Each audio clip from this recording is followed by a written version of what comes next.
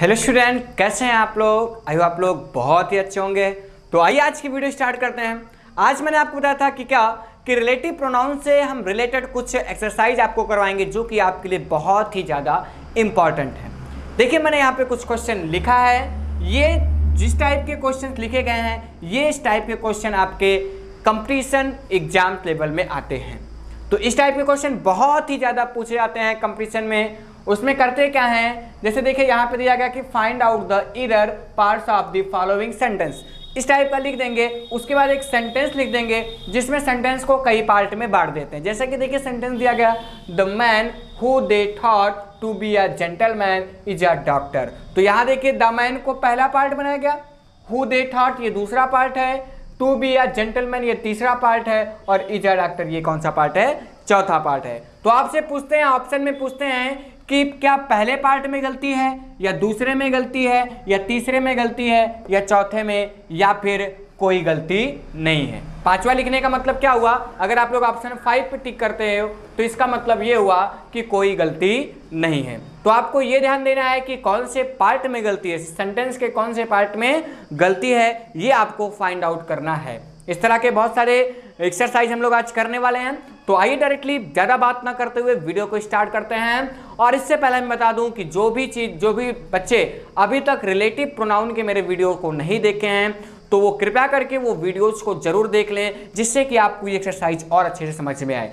देखिए आप कोई चीज़ पढ़े रहेंगे तो वो आपको बहुत अच्छे से समझ में आएगा। मैं बार बार लोवेस्ट लेवल पर फिर से नहीं ले जाऊंगा आपको, क्योंकि जो चीज़ मैं पढ़ा चुका हूँ उसको बार बार रिविजन नहीं कराऊंगा। ठीक, तो आप लोग सबसे पहले रिलेटिव प्रोनाउंस के वीडियो को बहुत अच्छे से देख लीजिए। उसके बाद मेरी गारंटी है आप मुझसे पहले इन सारे एक्सरसाइज को करोगे। ठीक, तो आइए स्टार्ट करते हैं आज की वीडियो। तो पहली एक्सरसाइज लिख रहे हैं कि द मैन, अर्थात सेंटेंस नंबर फर्स्ट में, अर्थात सेंटेंस पार्ट के फर्स्ट में क्या कोई एरर है? जी नहीं, ये आपका सही है, द मैन सही है। आगे क्या, हु दे थॉट। अब यहां पे रिलेटिव प्रोनाउन आ रहा है क्या, हु। देखते हैं क्या ये सही है नियम के अनुसार, क्या यहां पे हु का यूज होना चाहिए या किसी और का। देखिए जो मैन है वो आपका क्या है, वो आपका पर्सन है। और रिलेटिव प्रोनाउन के बाद देखिए यहां दे क्या है, ये आपका डिफरेंट सब्जेक्ट है। तो कहने का मतलब क्या, मैंने आपको एक ट्रिक बताई थी फर्स्ट वीडियो में रिलेटिव प्रोनाउन के, उसमें मैंने आपको ये बताया था कि पर्सन और डिफरेंट सब्जेक्ट के बीच में आने वाला रिलेटिव प्रोनाउन क्या होता है। जी हाँ, सही कहा आपने, क्या होता है, हुम होता है। तो यहां पर हु की बजाय क्या रहेगा, हु की जगह हम हु को किस में कन्वर्ट कर देंगे, हुम में कन्वर्ट कर देंगे। ठीक, तो आपका ये एरर था कौन से पार्ट में, टू वाले पार्ट में आपका ये एरर था। क्या करना है आपको, हु को हुम में चेंज करना है।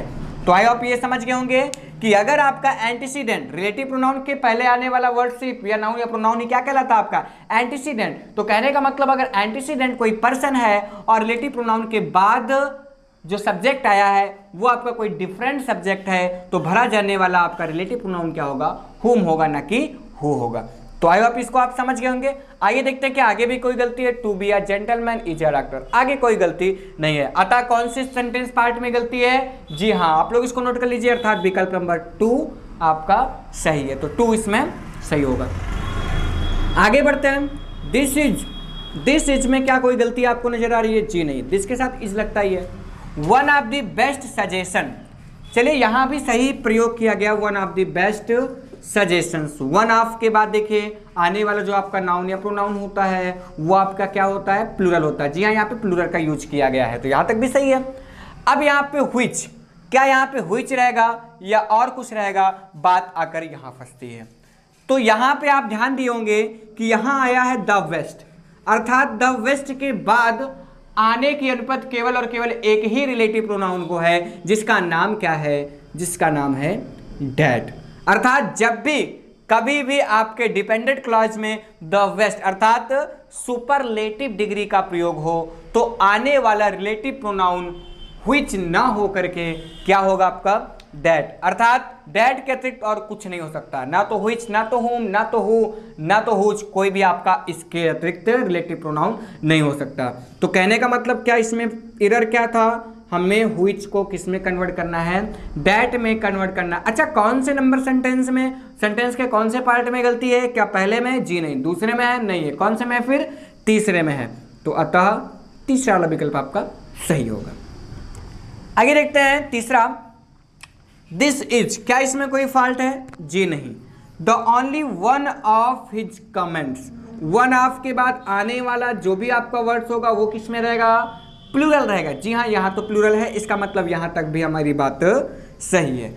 अब दूसरे पार्ट में क्या यहाँ पे डैट आएगा या कुछ और। देखिए मैंने बताया था कि only, the only, everything, anything, nothing, nobody, no one, ये सारी चीज़ें अगर आपको क्लास में दिख जाए, पहले क्लास में दिख जाए, तो उसके बाद केवल कौन सा रिलेटिव प्रोनाउन होता है, डैट। तो इसका मतलब तीसरा पार्ट भी सही है। आगे देखते हैं क्या चौथा पार्ट सही है या गलत है, इसकी बात करते हैं। क्या है, डिजर्व आवर अटेंशन या फिर नो एरर। आप लोग सोचकर बताइए, यहाँ पे रिलेटिव प्रोनाउन तो ठीक है, जी हाँ मैंने सही कहा, जी बिल्कुल सही कहा मैंने, क्योंकि यहाँ द ओनली का प्रयोग किया गया। मैंने रूल में आपको बताया था कि अगर द ओनली आ जाता है तो आने वाला रिलेटिव प्रोनाउन डैट के अतिरिक्त और कुछ नहीं हो सकता है। तो अब इसमें सेंटेंस में फॉल्ट कहाँ है ये आपको ढूंढना है। बहुत ही इत्तू सा, बहुत ही छोटा सा एरर है, आपको ढूंढना है। आप लोग थोड़ा सा अपना दिमाग लगाइए कि गलती कहाँ है।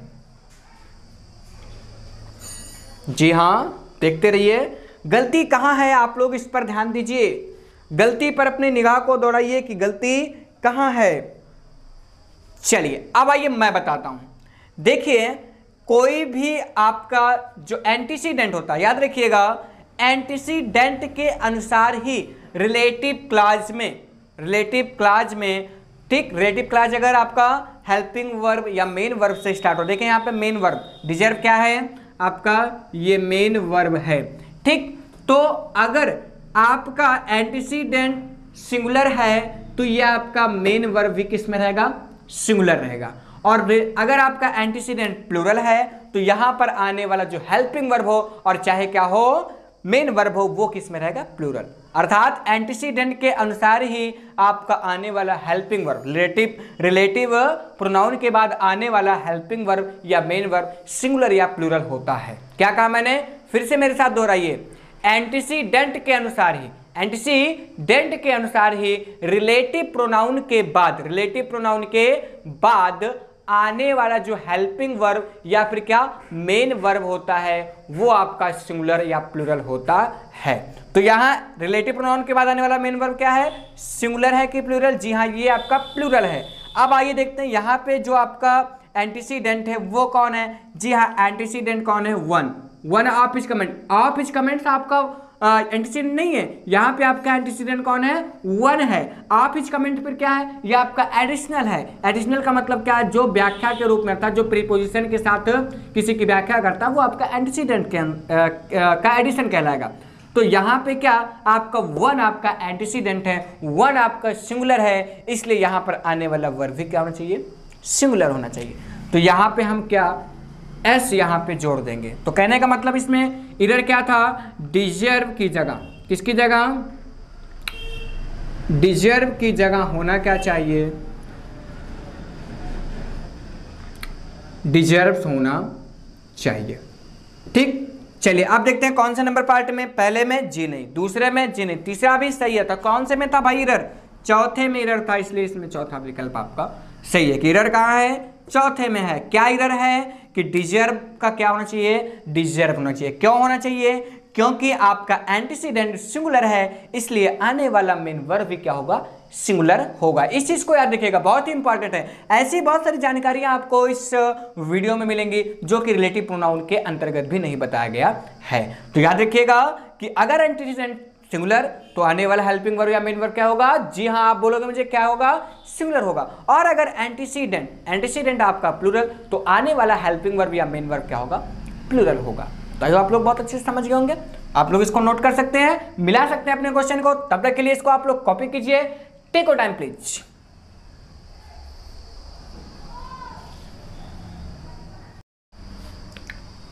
तो आइए अगले सेंटेंस से मिलते हैं। चौथा सेंटेंस ये कह रहा है कि दिस इज, क्या इसमें कोई फॉल्ट है, जी नहीं। Not such treatment that I accepted. यहां देखिए, यहां पे सच का प्रयोग किया गया, उसके बाद क्या ट्रीटमेंट, अर्थात सच प्लस क्या है आपका नाउन है।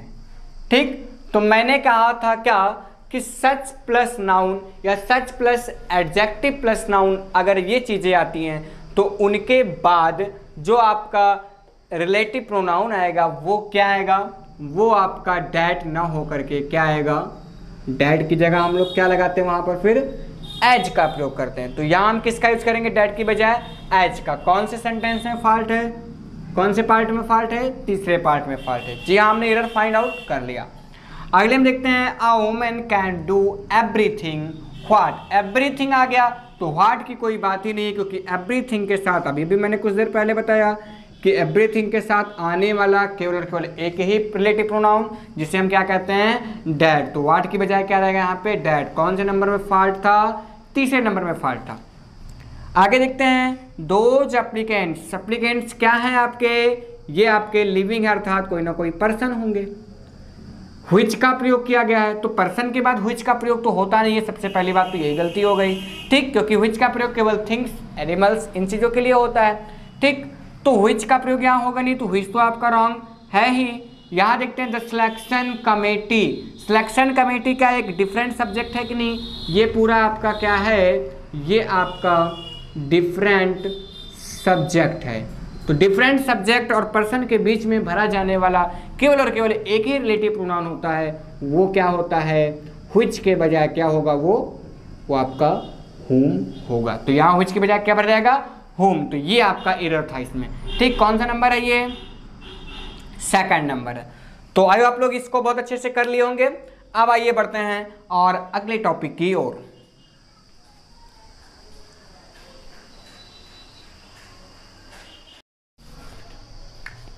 आइए अब मिलते हैं अगले क्वेश्चन से।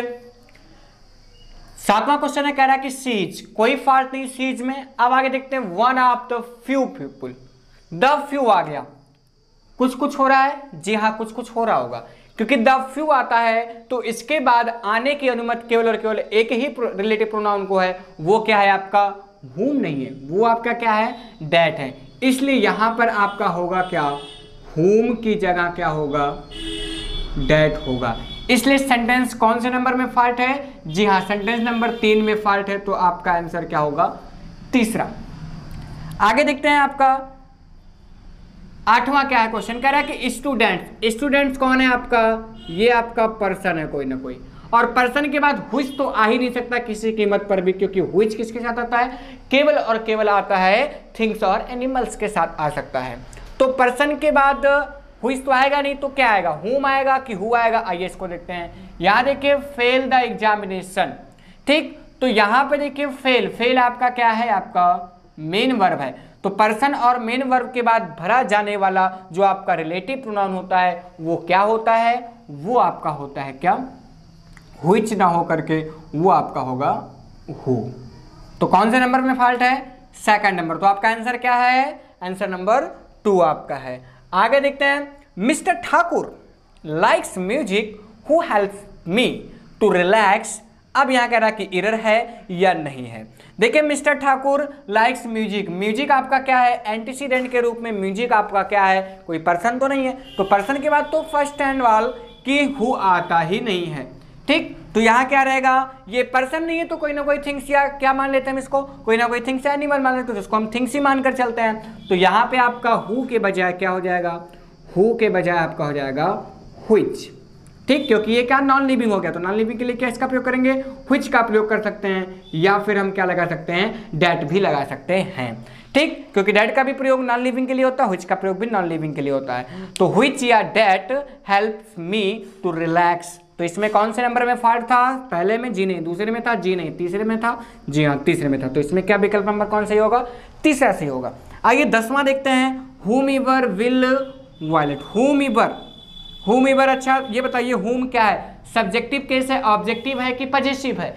जी हाँ, आप कहोगे हु आपका सब्जेक्ट होता है, उसका ऑब्जेक्ट आपका होता है whom, और पजेसिव क्या होता है उसका whose। तो ये देखिए हेल्पिंग वर्ब से पहले क्या आता है, ऑब्जेक्ट आता है कि सब्जेक्ट आता है। जी हाँ, आप कहोगे सब्जेक्ट आता है, तो सब्जेक्ट ना हो करके यहाँ पे तो ऑब्जेक्ट लिखा गया ना, तो क्या हो गया, गलती हो गई भाई, यही गलती हो गई, यही आपको ध्यान देना है, क्योंकि हेल्पिंग वर्ब से पहले कौन सा केस आ सकता है, हेल्पिंग वर्ब से पहले केवल क्या आता है, सब्जेक्टिव केस ही आता है। इसलिए यहाँ पर whom ever की बजाय क्या रहेगा आपका, whoever रहेगा। तो ये आपका गलत है, whom में ये whomever ना होकर के क्या हो जाएगा, ये whoever हो जाएगा। क्या हो जाएगा, whoever। क्यों, क्योंकि हेल्पिंग वर्ब से पहले क्या आता है, सब्जेक्ट आता है। whom आपका क्या है, सब्जेक्ट नहीं है, आपका ऑब्जेक्टिव केस है, इसलिए यहाँ पे सब्जेक्टिव केस whom की बजाय किसका प्रयोग करेंगे हम, who। तो whomever की जगह क्या हो गया, whoever हो गया। आइए आपको ये भी समझ में आ गया होगा। तो आइए बढ़ते हैं नेक्स्ट एक्सरसाइज की ओर। तब तक आप लोग इसको कॉपी कीजिए, टेक योर टाइम प्लीज।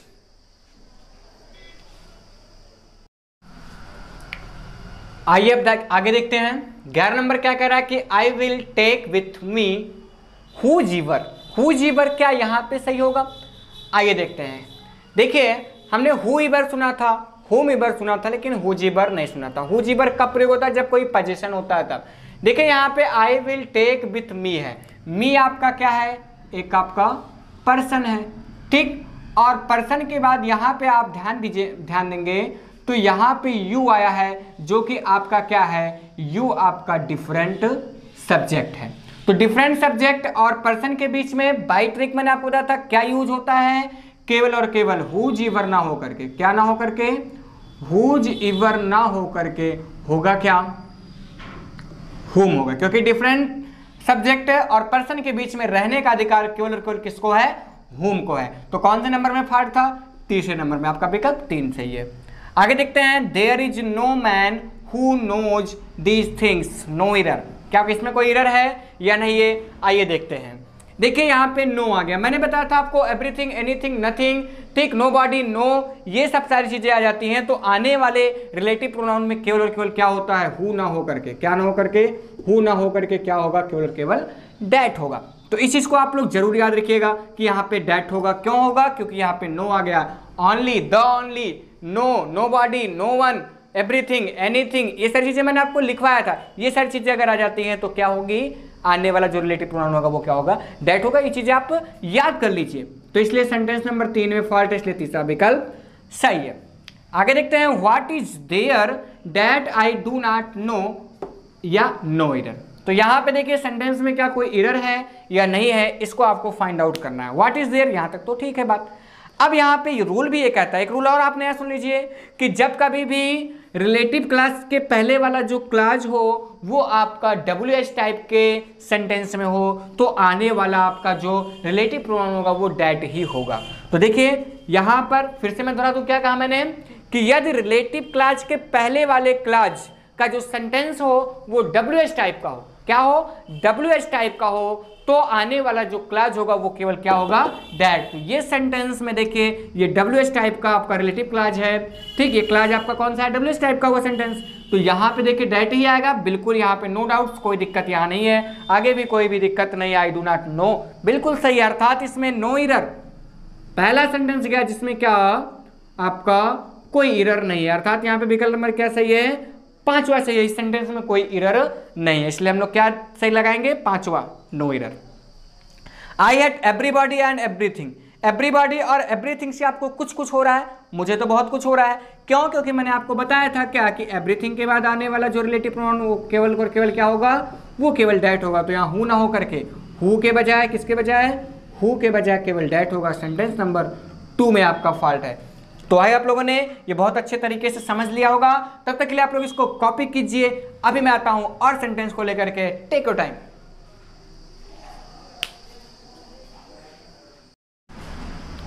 आइए मिलते हैं अगली एक्सरसाइज से। अगली एक्सरसाइज क्या है, द टेररिस्ट व्हिच वाज चैंड। देखिए जो टेररिस्ट होगा वो क्या होगा, कोई ना कोई पर्सन होगा।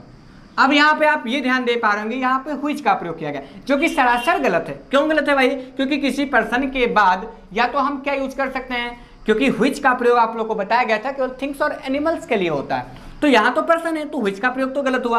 अब आखिर यहाँ होगा क्या, पर्सन के लिए हम लोग क्या यूज करते हैं, हु यूज करते हैं या हुम यूज करते हैं अगर पर्सन आ जाए तो यहाँ पे क्या यूज करेंगे, देखते हैं। यहाँ पे हेल्पिंग वर्ब है, और हेल्पिंग वर्ब और पर्सन के बीच में क्या यूज होता है, जी नहीं, व्हिच नहीं यूज होता है, क्या यूज होता है, हु का प्रयोग हम करते हैं। तो इसमें कौन से नंबर में कौन से पार्ट में फॉल्ट है? सेकंड पार्ट में। तो आपका विकल्प कौन सा ही हुआ? सेकंड हुआ। तो आई आपको ये समझ में आ गया होगा कि पर्सन और हेल्पिंग वर्ब के बीच में व्हिच की बजाय क्या होता है? आपका हु होता है। This is the same dog which barked. देखिए द सेम का यूज है, द सेम डॉग, और उसके बाद क्या आया है? व्हिच आया है। अर्थात द सेम का जब प्रयोग होता है तो हम लोग व्हिच का प्रयोग ना करके हम लोग किसका प्रयोग करते हैं? व्हिच के बजाय हम लोग किसका प्रयोग करते हैं? डेट का यूज करते हैं। याद रखिएगा जब कभी भी क्या आ जाए द सेम दिए हुए क्लाज में, ठीक, रिलेटिव क्लाज के पहले वाले क्लाज में अगर द सेम आ जाता है तो क्या करते हैं? तब हम लोग डेट का यूज करते हैं। कब? जब आपका वर्ब स्पष्ट हो रहा हो। अगर वर्ब स्पष्ट नहीं हो रहा है तो हम लोग एज का प्रयोग करेंगे। यहां देखिए वर्ब स्पष्ट हो रहा है, बार्क्ड, तो वर्ब स्पष्ट हो रहा है इसलिए हमने इसमें किसका प्रयोग किया? डेट का। प्रीवियस वीडियो में मैंने आपको बताया था। I don't like that you told my mother last night. अब यहाँ पे आपको बात करनी है आई डोंट लाइक, यहाँ तक तो बात सही है। लाइक के बाद क्या आपका कोई एंटीसीडेंट है? जी नहीं है, यहाँ पर एंटीसीडेंट ही गायब है। एंटीसीडेंट क्या होता है? मैं फिर से आपको बता दूं कि रिलेटिव प्रोनाउन के पहले आने वाला जो भी नाउन या प्रोनाउन होता है वही आपका क्या होता है? एंटीसीडेंट होता है। तो यहाँ एंटीसीडेंट नहीं है, तो इस कंडीशन में हम किसका यूज करते हैं? आगे सेंटेंस पढ़ेंगे तब ये पता चलेगा। यू टोल्ड, टोल्ड की बात हो रही है अर्थात किसी बात की बात हो रही है, अर्थात एंटीसीडेंट यहाँ पर नहीं है। और अगर एंटीसीडेंट होता तो क्या होता? कोई ना कोई बात, जो कि क्या है? क्या कोई पर्सन है? जी नहीं। तो आपको बताया गया होगा कि जब एंटीसीडेंट ना हो, जब एंटीसीडेंट ना हो और वो एंटीसीडेंट कोई पर्सन ना हो करके कोई थिंग्स या कोई एनिमल हो, तो उस समय हम लोग क्या यूज करते हैं? हम लोग डेट की बजाय क्या यूज करेंगे? यहाँ पर व्हाट का यूज करेंगे। आई होप आपको समझ में आ गया होगा। फिर से एक बार समझ लीजिए क्या कहा मैंने कि जब आपका एंटीसीडेंट ना हो और वो एंटीसीडेंट कोई पर्सन ना हो, पर्सन के अतिरिक्त कोई और चीज हो सकती है, तो उस समय केवल और केवल एक ही रिलेटिव प्रोनाउन होता है। वो कौन है? व्हाट है।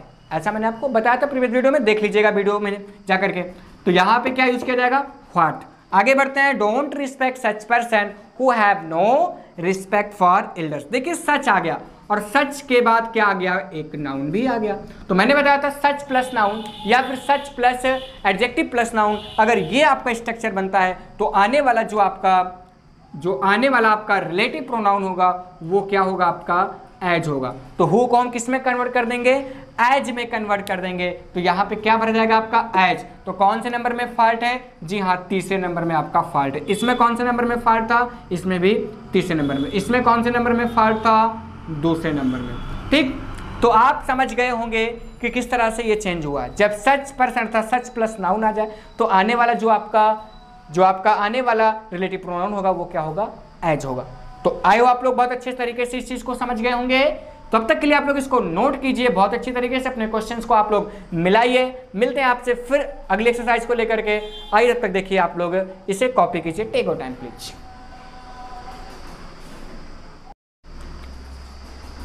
आइए अंतिम कुछ बहुत ही खास, बहुत ज़्यादा थोड़ा सा ट्रिपिकल है लेकिन इसको हम लोग समझने का प्रयास करते हैं। देखिए जो सेंटेंस है आपका दिया गया कि may I know who you want. ध्यान दीजिए यही से आपको बात पकड़ना है। यहां तक तो बात सही है, मे आई नो, लेकिन यहां पे यू आपका क्या है? सब्जेक्ट है और हु भी आपका सब्जेक्ट है। तो क्या एक साथ डबल सब्जेक्ट हो सकते हैं? जी नहीं। अर्थात इस दिए हुए सेंटेंस में सब्जेक्ट तो है लेकिन क्या नहीं है? ऑब्जेक्ट नहीं है। तो यहां पे क्या यूज करना पड़ेगा हमें? हु के बजाय हम लोग किसका यूज करेंगे? हुम का यूज करेंगे। क्यों? क्योंकि मैंने आपको बताया था कि जब रिलेटिव क्लास में आपका हेल्पिंग वर्ब हो तब तो वहां पे हम हु से स्टार्टिंग कर देते हैं, लेकिन जब रिलेटिव क्लास में आपका सब्जेक्ट दिया गया तो हम लोग क्या लगाते हैं? डिफरेंट सब्जेक्ट कोई दिया गया तो क्या लगाते हैं हम लोग? हुम। तो यहाँ डिफरेंट सब्जेक्ट दिया गया था इसलिए हमने क्या लगाया? यहाँ पे हुम लगाया। तो आइए आप लोग इसको समझ गए होंगे। अब आइए अगला देखते हैं। जैसे दिया गया सी टोल्ड हिम दैट, ये थोड़ा सा बड़ा सेंटेंस है, इसको ध्यान से समझिएगा। She told him that she did not want to marry. चलिए ये तो आपका बहुत ही सही है, क्यों? क्योंकि आपका डायरेक्ट स्पीच है, डायरेक्ट नरेशन है, आपका डायरेक्ट से इनडायरेक्ट किया गया है इसको, तो ये तो आपका एकदम बिल्कुल परफेक्ट है कि she told him that she did not want to marry him. याद रखिएगा यहाँ पे जो डैट है ये दो सेंटेंस को जोड़ने का काम कर रहा है, ये कंजक्शन है। ठीक, अब यहां पे बात बनती है, ये पूरा एक सेंटेंस हो गया और ये दूसरा सेंटेंस, इनको जोड़ने का काम व्हाट से हुआ है, तो ये आपका रिलेटिव प्रोनाउन है। तो क्या ये रिलेटिव प्रोनाउन व्हाट ही रहेगा या कुछ और रहेगा, आइए इस पर हम चर्चा करते हैं। देखिए व्हाट के बाद दिया गया कि इन माई ओपिनियन, ध्यान दीजिएगा ये चीज, इन माई ओपिनियन, यहां पे व्हाट के पहले एंटीसीडेंट है, अर्थात एंटीसीडेंट होता है तब तो हम लोग किसका यूज नहीं करते हैं, तब हम लोग यूज नहीं करते किसका, तब हम लोग व्हाट का यूज नहीं करते हैं। व्हाट का यूज कब करते हैं, जब एंटीसीडेंट ना दिया गया हो, एंटीसीडेंट प्रेजेंट ना हो, तब हम लोग व्हाट का यूज करते हैं। लेकिन यहाँ तो व्हाट का प्रयोग एंटीसीडेंट होने पर भी कर दिया गया, तो क्या ये गलत है कि नहीं गलत है, जी हाँ बिल्कुल गलत है। अब आइए देखते हैं फिर क्या रहेगा यहाँ पे। देखिए वहां तो आपका पर्सन है, हिम आपका क्या है, पर्सन है, लेकिन यहाँ पे कोई सब्जेक्ट नहीं है, यहाँ पे कोई सब्जेक्ट आपका नहीं है, ठीक। तो यहाँ पे इस कंडीशन में क्या चेंजिंग होगी, तो यहाँ पे ये समझिए आपका जब प्रीपोजिशन आ जाए तब वहाँ पे हम जो भी आपका रिलेटिव कंजक्शन लगेगा वो आपका व्हिच लगेगा, क्योंकि व्हिच इन माय ओपिनियन, मेरे विचार में, तो विचार में क्या चीज़ें होंगी, निर्जीव चीज़ें होंगी कि सजीव, अर्थात लिविंग होगी नॉन लिविंग, जी हाँ नॉन लिविंग होगी, कोई पर्सन तो नहीं होगा, इसलिए क्या हो गया यहाँ पे ओपिनियन कोई विचार है जो कि आपका नॉन लिविंग है, इसलिए यहाँ पे क्या यूज किया जाएगा which, which in my opinion, ठीक, जो कि मेरे विचार में है, ठीक, वात्सल्य, ठीक। तो यहाँ पे एक आपका प्रयोग किया गया डैट का, ये बिल्कुल परफेक्ट था, लेकिन ये व्हाट नहीं परफेक्ट था, क्यों नहीं था, क्योंकि किसी पर्सन के बाद यहाँ पे व्हाट का यूज तो नहीं हो सकता, लेकिन व्हिच का यूज होगा, ये थोड़ा सा आपका डिफरेंट है। क्यों डिफरेंट है, यहाँ पे हु या हुम का यूज क्यों नहीं हुआ, क्योंकि यहाँ पे आने वाला जो सब्जेक्ट है वो आपका नहीं है, ठीक। तो आप समझ लीजिएगा यहाँ पे जो सब्जेक्ट है वो आपका क्या है, कोई नॉन लिविंग है, इसलिए यहाँ पे किसका प्रयोग किया गया, व्हिच का प्रयोग किया गया। तो आप लोग बहुत अच्छे तरीके से इसको समझ गए होंगे। तो इसी के साथ आज की वीडियो की एंडिंग होती है। मैंने आपको 20 एक्सरसाइज कराए जो कि बहुत ज़्यादा इंपॉर्टेंट है, जिसमें आपको कुछ ना कुछ सीखने को जरूर मिला होगा, और आप लोग रिलेटिव प्रोनाउंस के जो भी मैंने वीडियोज बनाए हैं उसको आप लोगों ने वॉच किए होंगे, तो ये एक्सरसाइज सॉल्व करने में आपको बहुत ज़्यादा हेल्प मिली होगी। तो मैं ऐसा करता हूँ कि आप में से बहुत सारे बच्चों का बहुत सारे क्वेश्चन सही होंगे, मैं ऐसा करता हूँ कि 100% आपके सही जाएंगे। कब, जब आप लोग वीडियोस को देखना कर देंगे स्टार्ट, और कभी भी भूलेंगे नहीं देखना उसका कोई भी एक भी पार्ट, ठीक। तो इस तरह से आप लोग क्या कीजिएगा, वीडियोस को आप लोग अगर नहीं देखे हैं रिलेटिव प्रोनाउन के तो फिर से देखिए, उसके बाद मेरे साथ आइए और इसको हम लोग सॉल्व करेंगे, तब देखिए आपको बहुत ज़्यादा हेल्प मिलेगी सॉल्व करने में। तो इसी के साथ ये वीडियो की एंडिंग होती है। वीडियो अच्छा लगा हो तो वीडियो को लाइक कीजिए, शेयर कीजिए और चैनल को सब्सक्राइब कीजिए। अंत तक वीडियो के साथ बने रहने के लिए बहुत बहुत धन्यवाद।